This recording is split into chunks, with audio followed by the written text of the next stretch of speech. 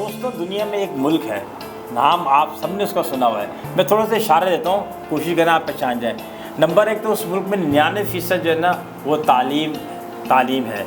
फिर उसको दुनिया मिनी वर्ल्ड भी कहती है कि दुनिया भर के नुमाइंदे वहाँ मौजूद हैं। उसमें 3 बहुत बड़े इलाके हैं, 10 सूबे हैं उसके अंदर, और 3,51,000 स्क्वायर मील का रकबा है। उसके बाद दुनिया का 20% फ्रेश वाटर है ना वो उसी मुल्क में है। सबसे जो लंबी हाईवेज़ हैं टोटल वो भी उसी मुल्क में है, और जनाब सबसे बड़ा बॉर्डर भी वहीं है, और जनाब उसके 4 करोड़ की आबादी है। एक और चीज़ बता दूं कि वहाँ पे जो है वो मुख्तलिफ़ टाइम जोन्स हैं, इसका रीजन इतना बड़ा है। जी बिल्कुल, हमारा आज का मौजू है कि कनाडा को छोटी दुनिया क्यों कहा जाता है।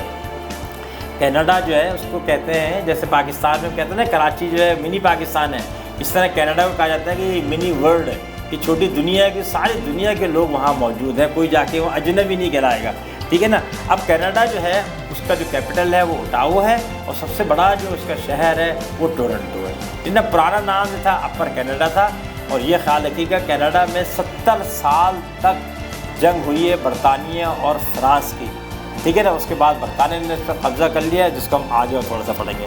सियासी जो निज़ाम है उसमें डेमोक्रेटिक सिस्टम है, वहाँ बड़ा पावरफुल पार्लियामेंट है, उसके बड़े तगड़े वज़ीर-ए-आज़म होते हैं, और उसके वज़ीर-ए-आज़म जो आजकल हैं उन्होंने बड़े लोगों का दिल जीता हुआ है। वहाँ पे 3 चीज़ों पे बहुत फोकस है मुक़द्दस तरीक़ों से: कानून की हुक्मरानी, आज़ादी राय और इंसानी हुकूक। इंग्लिश और फ्रेंच ज़बानें वहाँ बोली जाती हैं, क्योंकि ये दोनों थे जिन्होंने 70 साल तक जंग लड़ी है वहाँ पे।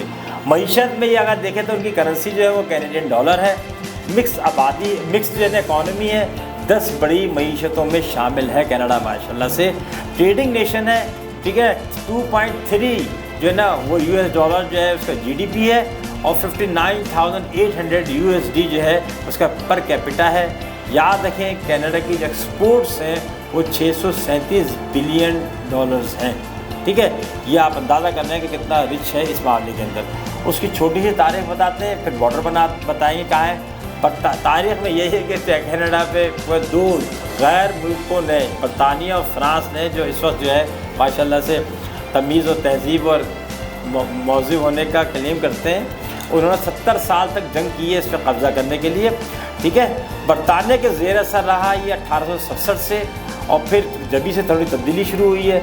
1982 में ये इसने मुकम्मल आज़ादी हासिल की है, ठीक है। और इसके जो बॉर्डर्स हैं वो USA से मिलते हैं या समंदर से मिलते हैं, लेकिन थोड़े दूर के फासले में ग्रीनलैंड भी है, ठीक है ना। पाकिस्तान और कनाडा के ताल्लुकात अच्छे हैं, और एक प्रोफेशनल अंदाज के अंदर वहाँ की हुक्मरानी करती हैं। जहाँ जो सही होता है उसका वो साथ देते हैं, और जो सही नहीं होता उसकी मुखालफत करते हैं। उम्मीद है कि ये छोटा सा आपको मौजू पसंद आएगा। अपना इस चैनल का बहुत सारा ख्याल रखें। अस्सलाम।